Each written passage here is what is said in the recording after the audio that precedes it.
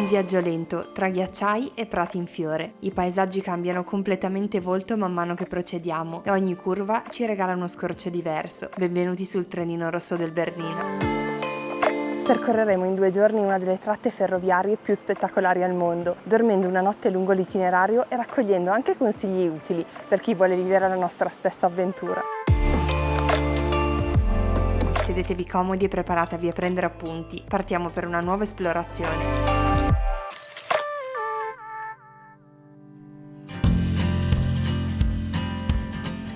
La nostra giornata inizia molto presto da Tirano. Abbiamo deciso di prendere il primo treno delle 7:41.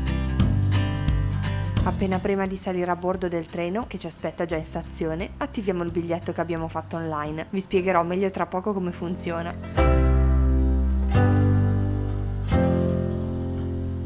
Siamo a metà giugno in settimana e non c'è molta gente in giro. Penso che la maggior parte dei turisti prenderà la carrozza panoramica. Noi invece abbiamo optato per un semplice regionale.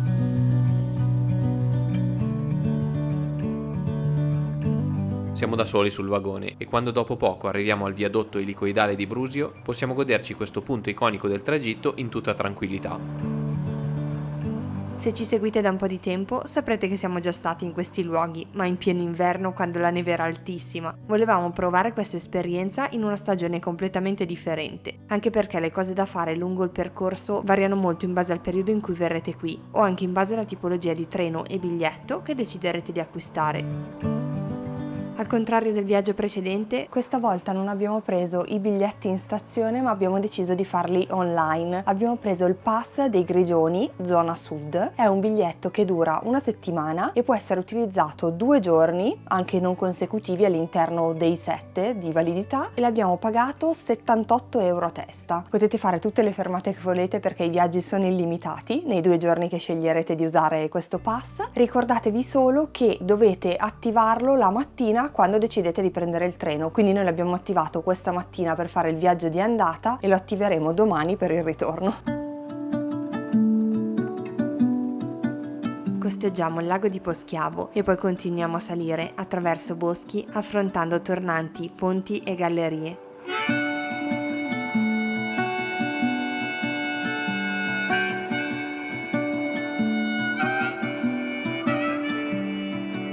Il paesaggio è sempre più scenografico e verde, una vera meraviglia. Prima vi dicevamo delle varie tipologie di treno che potreste pensare di prendere. Una delle differenze tra il treno regionale e il Bernina Express sono i finestrini. Noi preferiamo il treno regionale perché si possono abbassare, quindi foto e video vengono molto meglio. Invece il Bernina Express, che passa solo 3-4 volte al giorno, è sicuramente più scenografico perché ha i vetri molto alti che arrivano fino al tettuccio del treno. Con il regionale potete sedervi dove volete, in qualsiasi vagone, mentre con il Bernina Express il posto è assegnato e prenotato. Inoltre, con l'Express non potrete scendere a tutte le fermate che volete, altrimenti perdereste il vostro posto. È proprio un tipo di esperienza diversa, la semplice tratta in treno super scenografica contro la libertà di esplorare i dintorni lungo il tragitto.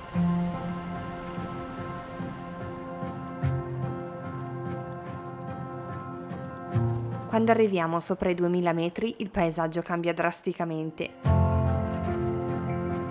Ospizio Bernina, adesso che non è ricoperto di neve, è incredibile. Sembra completamente un altro posto. Comunque domani abbiamo deciso, anche se non era previsto, che ci fermiamo qui perché è troppo bello. E dopo 2 ore e mezza, eccoci a destinazione.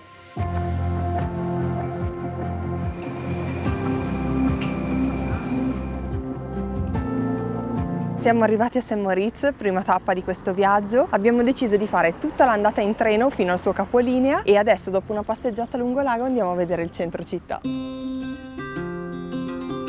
Ci sono dei colori stupendi oggi e un sacco di fiori sulla riva. Prendiamo le lunghe scale mobili al coperto che dal lago portano direttamente in paese. Ragazzi, dato che ci piace essere sempre onesti con voi, St. Moritz non ci è proprio piaciuta. Le abbiamo dato una possibilità, ma non fa per noi. Torniamo così al lago a rilassarci e nel mentre abbiamo un consiglio da darvi.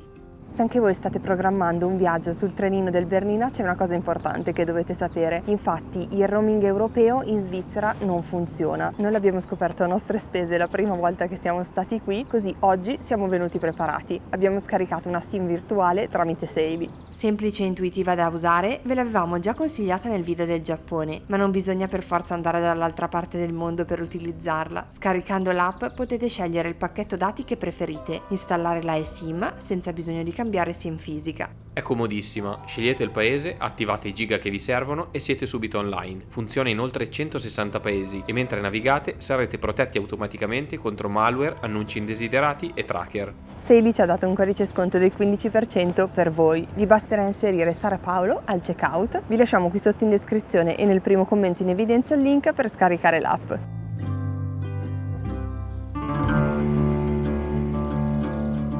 Ci sediamo comodi su una panchina con una vista super per mangiare i panini che abbiamo preparato questa mattina prima di partire. Riprendiamo il treno per iniziare il viaggio nella direzione opposta. Primo vero stop di oggi è il paese in cui dormiremo questa sera. Scendiamo alla stazione di Pontresina. La nostra destinazione è la Val Roseg, valle laterale dell'Engadina.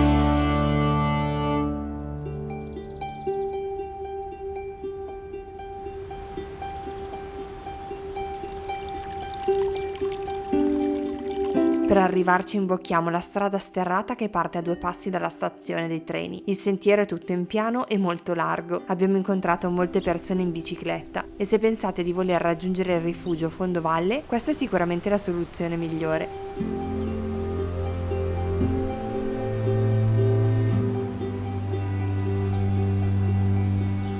Noi siamo arrivati fino a un ponticello di legno che passa sopra il torrente che abbiamo costeggiato fino ad ora e abbiamo scelto di fare un anello che attraversa la riserva faunistica. È una camminata molto bella e rilassante.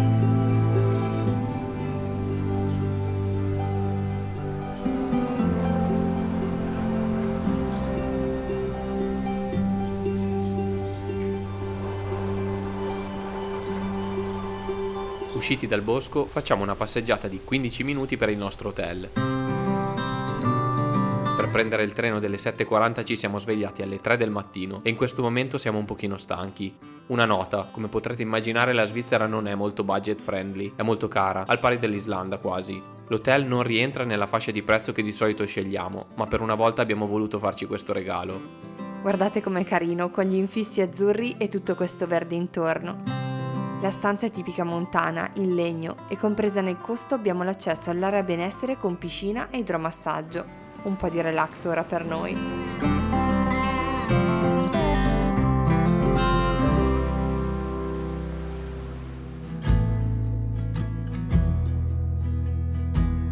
Torniamo in stanza per una doccia veloce e poi a cena nel ristorante dell'hotel. Paolo prova la polenta tipica dell'Engadina, che è davvero molto diversa da quella a cui siamo abituati, mentre io ho preso un roast di patate con formaggio di malga. Dopo la mia fondamentale tisana alla menta, andiamo a fare 2 passi per il paese. È molto tranquillo, forse perché è un giorno infrasettimanale.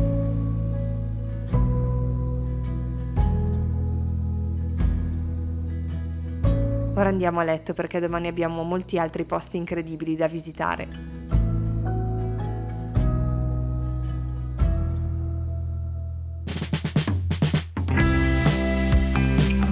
Buongiorno, scendiamo per colazione in una sala bellissima. Non male cominciare la mattina qui.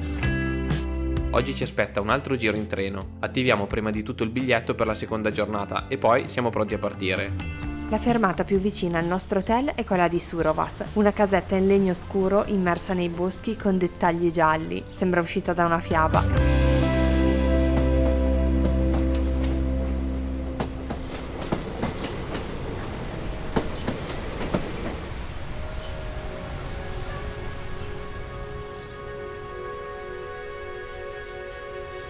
Come anticipato ieri, facciamo una fermata intermedia a Ospizio Bernina. Sapevate che il passo è uno dei punti di divisione linguistica della Svizzera? A nord, verso St. Moritz, si parla romancio e tedesco, a sud invece verso Poschiavo si parla italiano. Quando il treno si allontana restiamo praticamente da soli. Il lago bianco è di un colore stupendo e le montagne tutte intorno sono semplicemente incredibili.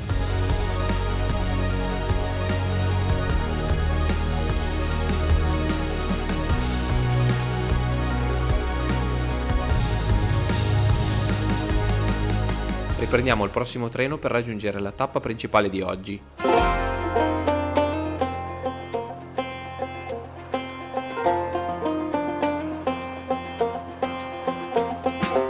Siamo arrivati ad Alpgrum e da qui parte il sentiero che vorremmo fare oggi. Infatti vorremmo scendere fino a Cavaglia a piedi, che è una delle prossime stazioni del trenino del Bernina, passando dal lago di Palù. La stazione di Alpgrum comunque è un balcone panoramico spettacolare, sia sulla natura sia sul tragitto del trenino del Bernina, che in questo punto fa diversi tornanti.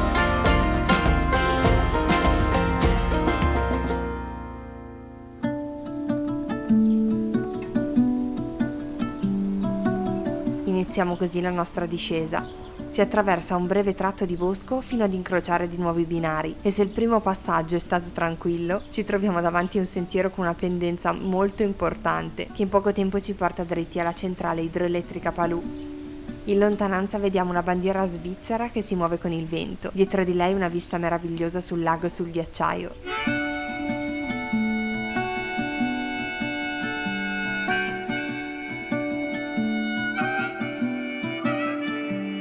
Proprio accanto si trova l'agriturismo Alpe Palù.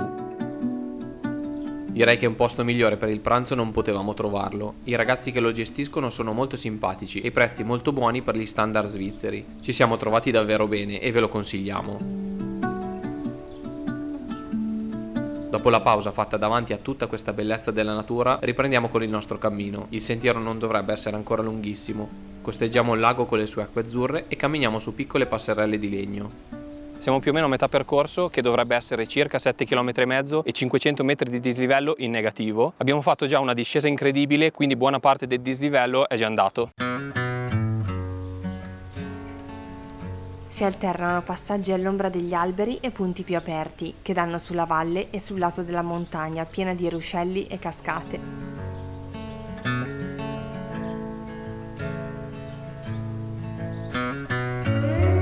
Quando arriviamo nell'ultima parte, il sentiero spiana e si apre davanti a noi una distesa di fiori gialli a perdita d'occhio. Giusto per darvi un'idea, per arrivare qui ci abbiamo messo 2 ore, andando con tutta calma, ovviamente escludendo il tempo per il pranzo. Il microborgo di Cavaglia è un sogno, una piccola gemma circondata dalla natura che in questo periodo è al suo massimo splendore.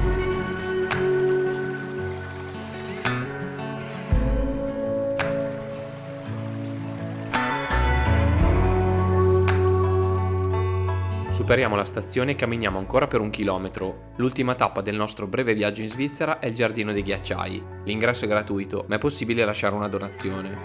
Prima della salita iniziale troverete un librottino con una leggenda legata a questo luogo e un piccolo gioco da completare lungo il percorso.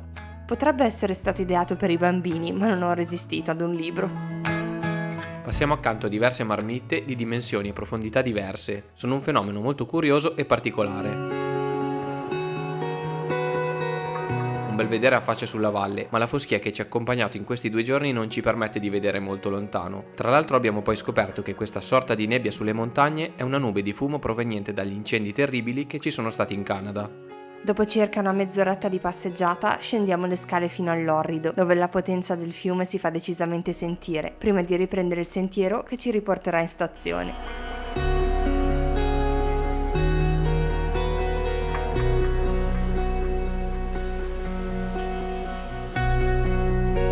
Saltiamo sull'ultimo treno di questa bella esperienza per rientrare a Tirano. Noi direttamente dal vagone vi salutiamo. Grazie per essere stati con noi anche in questa avventura. Non sappiamo dirvi quanto lo apprezziamo. Non sempre il nostro lavoro online è semplice o va come vorremmo, ma i vostri commenti e le vostre parole gentili ci danno sempre la carica, quindi grazie per esserci. Non dimenticate di scaricare Saily per il vostro prossimo viaggio, che sia in Svizzera o dall'altra parte del mondo. Trovate il link in descrizione e fissato nel primo commento. Noi come al solito ci vediamo tra 2 venerdì, vi parleremo di un luogo speciale che ci riguarda molto da vicino. Un piccolo spoiler, quando uscirà il prossimo video noi saremo in viaggio in un posto pazzesco, quindi se volete seguire i nostri spostamenti in diretta vi aspettiamo su Instagram. A presto, un abbraccio, ciao! Ciao!